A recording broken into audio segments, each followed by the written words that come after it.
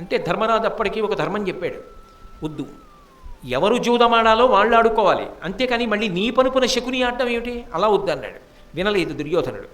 కానీ ధర్మరాజు జూదానికి సిద్ధపడ్డాడు. కారణం, సంస్కృత భారతంలో అయితే వ్యాసుడు కొన్ని మాటలు చెప్పాడు, దానివల్ల ఆ జూదానికి సిద్ధపడ్డాడు.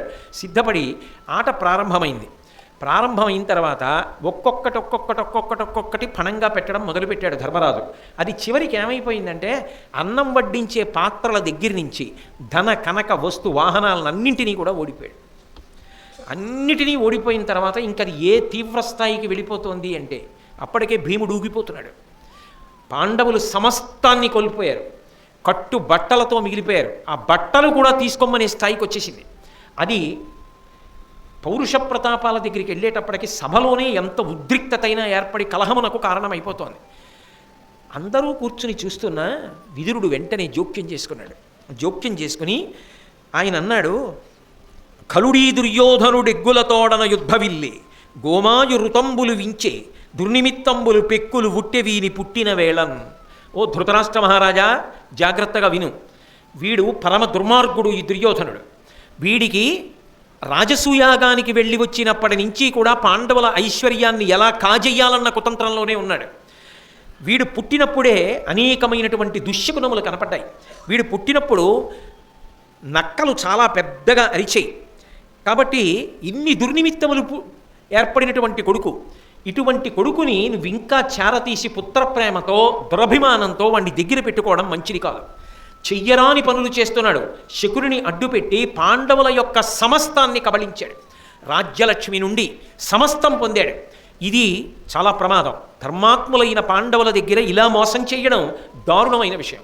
నువ్వు ప్రభువు అయ్యుండి యువతల తమ్ముడి కొడుకులు నీ కొడుకులు ఇటువంటి స్థితిలో ఉండగా ఇంకా చూస్తూనే ఉండకూడదు. వాసవాత్మజు పంపుమిప్పుడు వాడు ధర్మవిధుండు, నీ శాసనంబున నిగ్రహించు విచారదూరు సుయోధనున్, భూసతీశ్వర దీన నీ కులమున్ మహీప్రజయున్ గతత్రాసవృత్తి సుఖంబువందు ప్రధాన విగ్రహమిటికిన్. ధృతరాష్ట్ర మహారాజా, ఇప్పటికైనా నేను చెప్పిన మాట విని వెంటనే అర్జునుడిని పిలు. అక్కడే ఉన్నాడు అర్జునుడు, ధర్మాత్ముడు. ఆయన్ని పిలిచి దుర్యోధనుడి దగ్గరికి పంపించి పరిస్థితిని వెంటనే చక్కదిద్దు. ఇంకా ఇంతకన్నా చేజారిపోకుండా చూసుకో. జూదము అని ప్రారంభమైంది. జూదము కొరకు కట్టినటువంటి సభామంటపాన్ని దర్శించడము అన్న దగ్గర ప్రారంభమైనటువంటి ఈ క్రీడ వికృత రూపాన్ని ధరించింది. పాండవుల్ని భ్రష్టుల్ని చేశారు. చాలా ప్రమాదానికి వెళ్ళిపోతోంది. కాబట్టి అర్జునుడిని పిలిచి మధ్యవర్తిత్వం చేసి ధర్మాన్ని నిలబెట్టు. దీనివలన నీ వంశం నిలబడుతుంది. భూమి మీద ఉన్నటువంటి ప్రజలందరూ సుఖంగా ఉంటారు. అందరికీ రక్షణ కలుగుతుంది. నా మాట విను. ఇప్పటికైనా వెంటనే జోక్యం చేసుకో. ఇమ్మనుజాధమున్ గుణవిహీను బహిష్కృతి చేసి ధర్మమార్గమ్మున గౌరవాన్వయము కావుము, పాండు తనూజలం ప్రతాపం మెసగంగ మేలు. ఇది పద్యము సుమ్మకో నక్కనిచ్చి సింహంబుల విల్చికోలురదే అన్యులెవారలు కౌరవీశ్వర.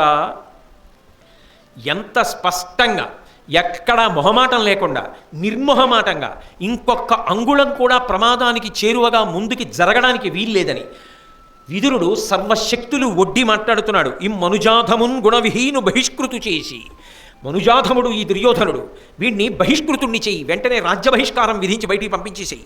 ధర్మ మార్గమున గౌరవాన్వయము కావు. ధర్మాన్ని నిలబెట్టు. ధర్మ మార్గంలో సభా గౌరవాన్ని నిలబెట్టు.